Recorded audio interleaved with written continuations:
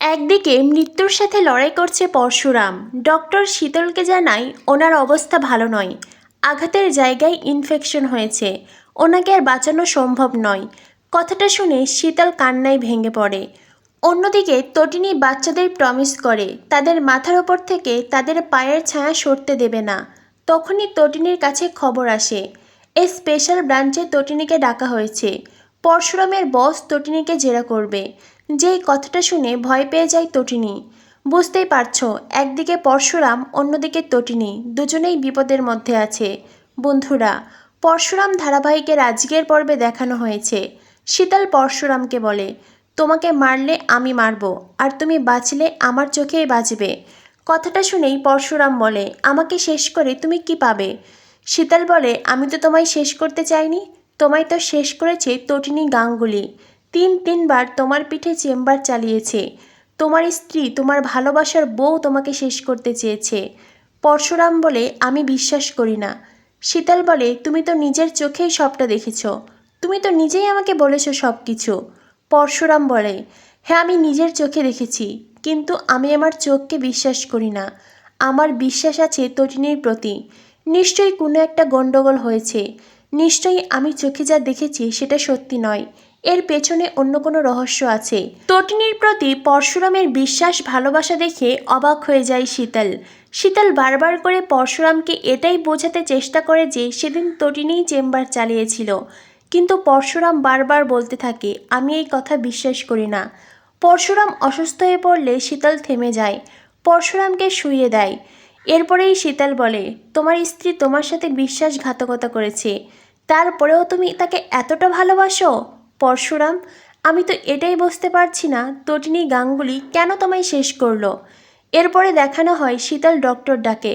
Doctor পরশুরামকে injection দেয়। এরপরেই doctor শীতলকে বলে, ওনার অবস্থা ভালো নয়, যত তাড়াতাড়ি সম্ভব ওনাকে হসপিটালে ভর্তি করান। তখনই শীতল বলে, এই নিন, এই টাকাটা রাখুন, আর হ্যাঁ, ও যে এখানে আছে এই কথা যেন কেউ না জানতে পারে। যদি কাউকে বলেছেন তো আপনাকে শেষ করে ফেলবো। ডক্টর বলে, ঠিক আছে ঠিক আছে, আমি কাউকে জানাবো না। এরপরেই শীতল সেখানে নন্দাকে ডাকে। নন্দা এসে ডক্টরকে ওখান থেকে বিদায় জানায়, আর তারপরেই শীতলকে বলে তটিনী গাঙ্গুলি এসেছিল। এটা শুনে শীতল বলে, ও আবার কেন এসেছিল? নন্দা বলে, আমার কাছে অনেক কিছু জানতে চাইছিল, জিজ্ঞাসাবাদ করছিল। শীতল বলে, নাটক হচ্ছে, নাটক। নিজে নিজের বরকে শেষ করে এখন নাটক করতে এসেছে। তখনই নন্দা বলে, উনি বারবার বলছিলেন উনি নাকি সেদিন চেম্বার চালায়নি। এটা শুনে শীতল বলে, মিথ্যে কথা, ওই পরশুরামকে শেষ করতে চেয়েছে, কিন্তু এটাই বুঝতে পারছি না ওর উদ্দেশ্য কী। এদিকে পরশুরাম এতটাই অসুস্থ যে সে সব কথা শুনতে পেলেও কোনো কথা বলতে পারছে না, কারণ ইতিমধ্যেই ওভার রিয়্যাক্ট করার কারণে সে দুর্বল হয়ে পড়েছে। অন্যদিকে দেখানো হয় তটিনী বাচ্চাদেরকে খাবার খাওয়াতে চায়, কিন্তু লাট্টু পিকো কেউই খাবার মুখে তুলছে না, বরং পা পা করে কাঁদছে আর পায়ের কথা ভাবছে। বারবার করে বলছে, মাম্মি আমাদের পাকে ফিরিয়ে আনো মাম্মি, পাকে ছাড়া আমরা কিছুতেই থাকতে পারবো না। তটিনী বাচ্চাদের বলে, খাবারটা খেয়ে নে না তোরা, কেন জ্বালাচ্ছিস আমাকে, কেন এত অশান্তি করছিস আমার সাথে?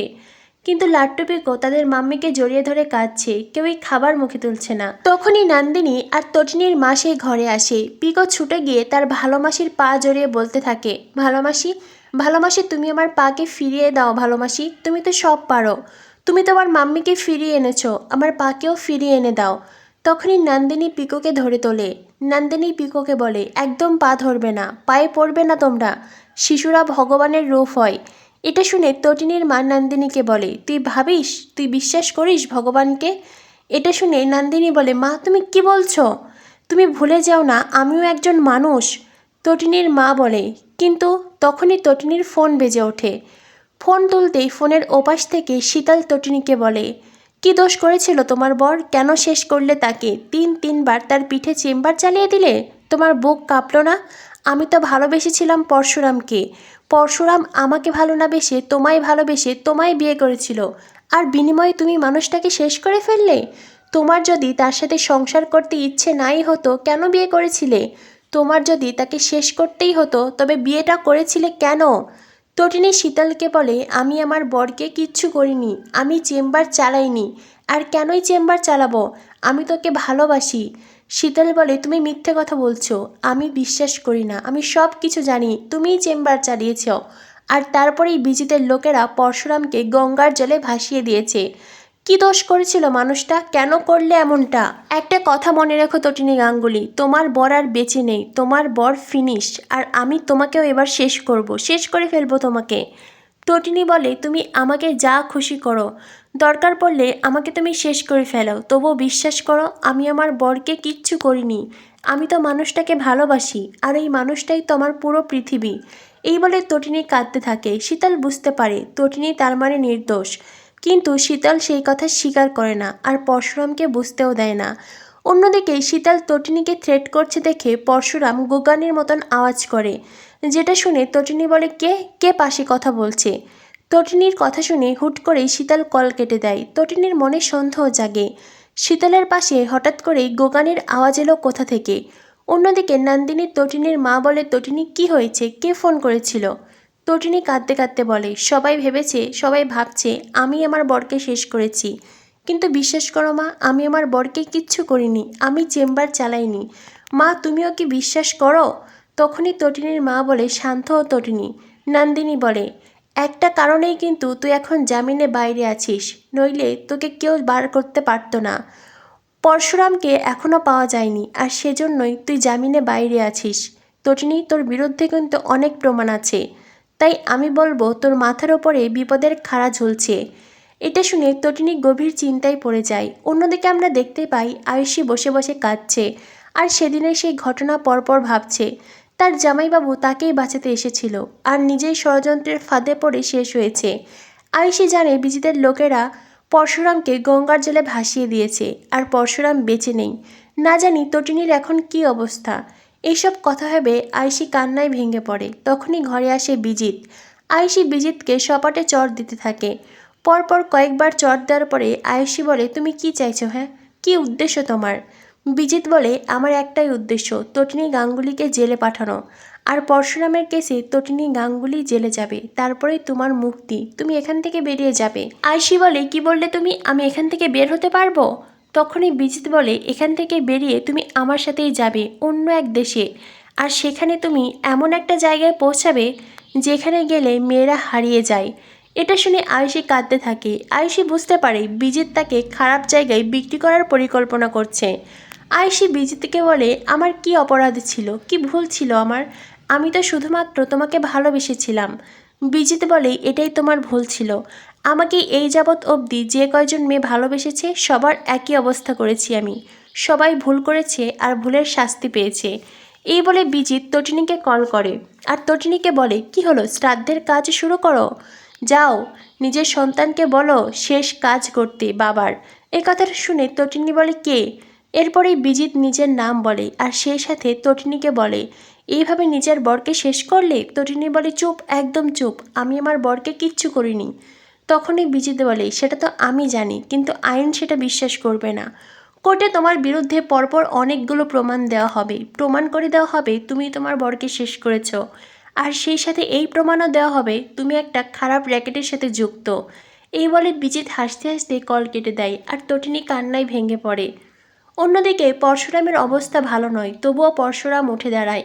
রতনের পরে ন্যাপা নামের আরেকজন লোককে টার্গেটে রেখেছে পরশুরাম। যদিও শীতল বলে, তোমার আসল টার্গেট তটিনী হওয়া উচিত, কারণ ওই তোমাকে শেষ করেছে। পরশুরাম বলে, না, আমি এটা বিশ্বাস করি না, আমার চোখের দেখার মাঝে হয়তো ভুল ছিল, আমি আমার চোখকেও বিশ্বাস করি না, আমি তটিনীকে বিশ্বাস করি। তটিনী আমার কোনো ক্ষতি করতে পারে না। এই বলে পরশুরাম উঠে দাঁড়ায় তার পরের টার্গেটকে ধরার জন্য। এদিকে রতনের ঘরে ঢুকে একজন দেখতে পাই রতন সেখানেই পড়ে আছে, তাকে চেম্বার চালানো হয়েছে।